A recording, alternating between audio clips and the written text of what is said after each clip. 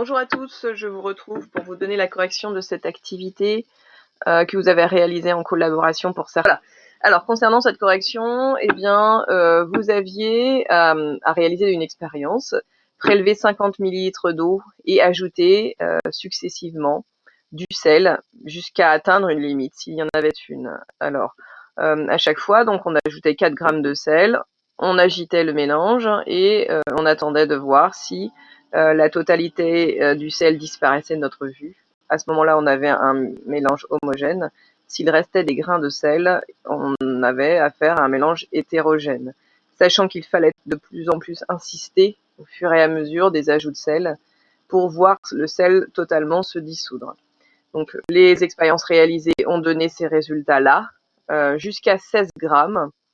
Dans les conditions d'expérience, eh bien, on peut dissoudre la totalité du sel et obtenir un mélange homogène. Au-delà, c'est-à-dire pour nos deux essais à 20 grammes et 24 grammes, on n'arrive plus à dissoudre la totalité du sel et on obtient donc des mélanges hétérogènes. Alors en ce qui concerne le coefficient ici de proportionnalité, donc vous avez la masse de sel ajoutée dans 50 ml d'eau et vous voulez trouver la masse de sel équivalente dans 1 litre d'eau. Je rappelle que 1 litre d'eau correspond à 1000 ml. Pour passer de 50 à 1000, il faut multiplier par 20.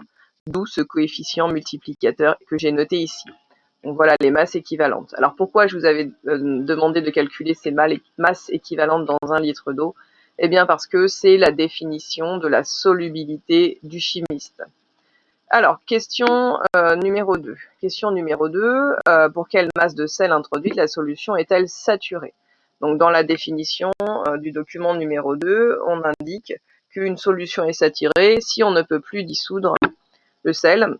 Eh bien, pour notre expérience, elle était saturée à partir de 20 grammes. Pour 20 grammes et 24 grammes, la solution est saturée.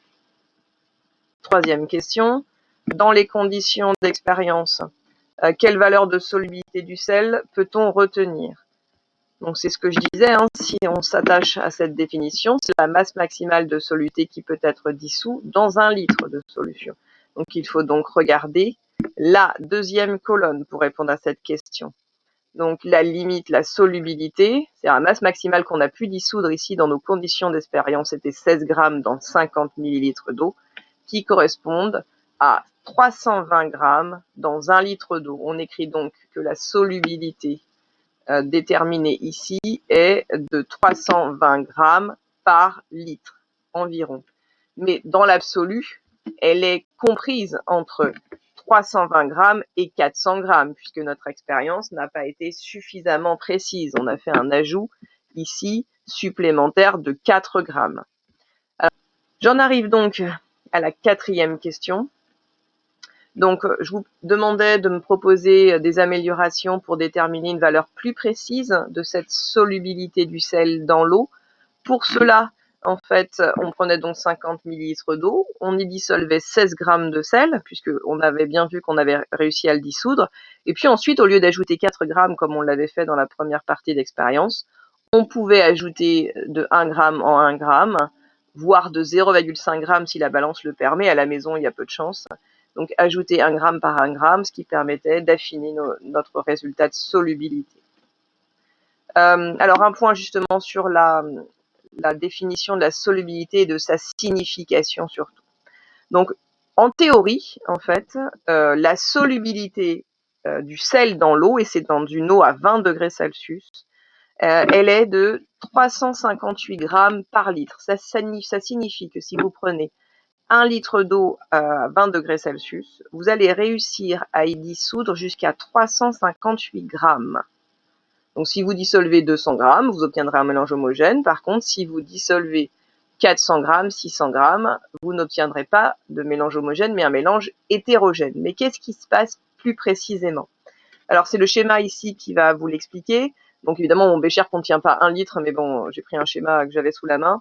Donc si on prenait 1 litre d'eau, qu'on y ajoutait 400 grammes de sel, donc de l'eau à 20 degrés Celsius, eh bien, on agiterait la solution et au bout d'un certain temps, eh bien, ce que l'on sait en théorie, c'est qu'on a donc 358 grammes de sel qui vont réussir à se dissoudre et qui seront donc dans cette solution, ce liquide-là, donc invisible. En revanche, il y aura donc nos 400 grammes de sel de départ, moins ces 358 grammes de sel qui auront réussi à se dissoudre, qui donnera 42 grammes, qui correspond à la masse de sel qui, lui, ne va plus réussir à se dissoudre, donc il va se déposer au fond du bécher, et ce qui fait que le mélange obtenu final sera hétérogène.